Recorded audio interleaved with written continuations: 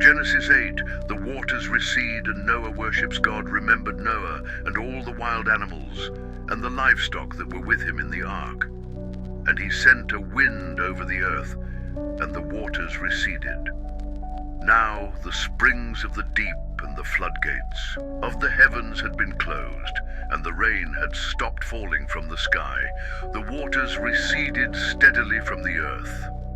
At the end of the 150 days the water had gone down, and on the 17th day of the 7th month the ark came to rest on the mountains of Ararat. The waters continued to recede until the 10th month, and on the first day of the 10th month the tops of the mountains became visible. After 40 days, Noah opened a window he had made in the ark and sent out a raven, and it kept flying back and forth until the water had dried up from the earth. Then he sent out a dove to see if the water had receded from the surface of the ground. But the dove found no place to set its feet, because there was water over all the surface of the earth. So it returned to Noah in the ark. He reached out his hand and took the dove and brought it back to himself in the ark. He waited 7 more days and again sent out the dove from the ark. When the dove returned to him in the evening, there in its beak was a freshly plucked olive leaf. Then Noah knew that the waters had receded from the earth. He waited 7 more days and sent the dove out again, but this time it did not return to him. By the first day of the 1st month of Noah's 601st year, the water had dried up from the earth. Noah then removed the covering from the ark and saw that the surface of the ground was dry. By the 27th day of the 2nd month, the earth was completely dry. Then God said to Noah, "Come out of the ark, you and your wife and your sons and their wives. Bring out every kind of living creature that is with you, the birds, the animals, and all the creatures that move along the ground, so they can multiply on the earth and be fruitful and increase in number." So Noah came out together with his sons and his wife and his sons' wives. All the animals, all the creatures that move along the ground, and all the birds, everything that moves on land, came out of the ark, one kind after another. Then Noah built an altar to the Lord, and taking some of all the clean animals and clean birds, he sacrificed burnt offerings on it. The Lord smelled the pleasing aroma, and said in his heart, "Never again will I curse the ground because of humans, even though every inclination of the human heart is evil from childhood. And never again will I destroy all living creatures, as I have done.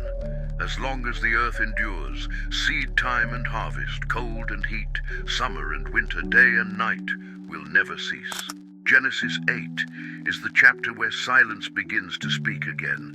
The storm ceases, the rain stops, the violence of judgment gives way to a sacred stillness. And in that stillness, we read a powerful phrase: God remembered Noah.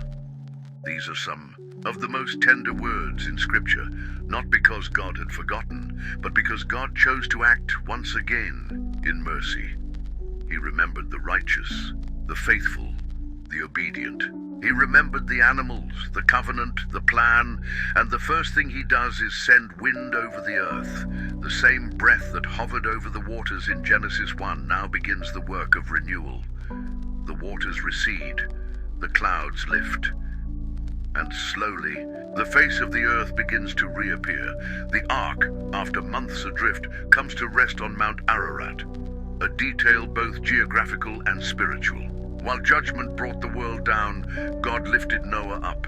He landed not in ruin but in elevation, but even then, Noah waits. He does not move until he is sure. He sends a raven, it circles, restless. He sends a dove, it returns with nothing.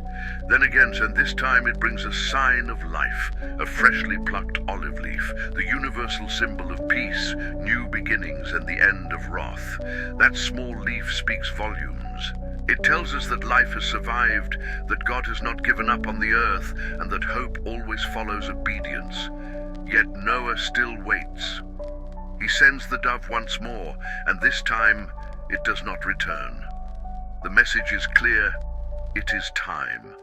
But even then, Noah does not leave the ark until God speaks again. His relationship with the Lord is built not just on action, but on listening. He does not move on impulse, but on instruction. And when he steps onto dry ground, the very earth that had once been swallowed by judgment, his first act is not to rebuild a house or explore the land. It is to build an altar. Worship is his response to survival.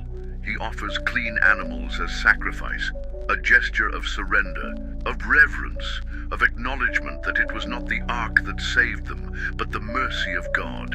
And the Lord, moved by this act of pure devotion, speaks not another word of wrath, but a word of covenant.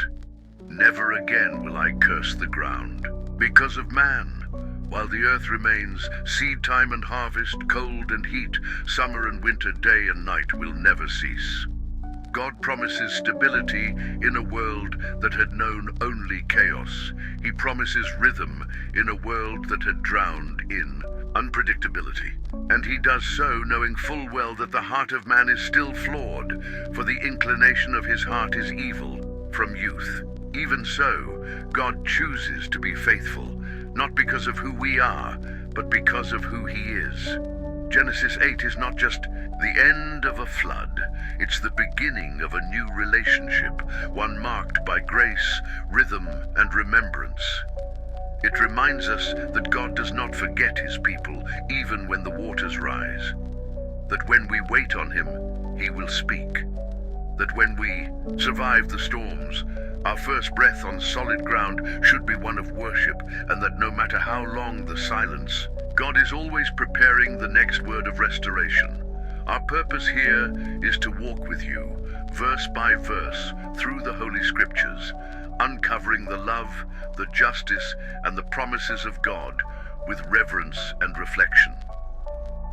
If you want to continue walking through the Bible in chronological order and grow deeper in your faith, subscribe to the channel and journey with us. And to keep moving forward in this spiritual path, simply click on the next video that will appear at the end of this. And may your heart remain lifted like the ark, and may your spirit rise in worship like Noah's altar. See you in the next verse.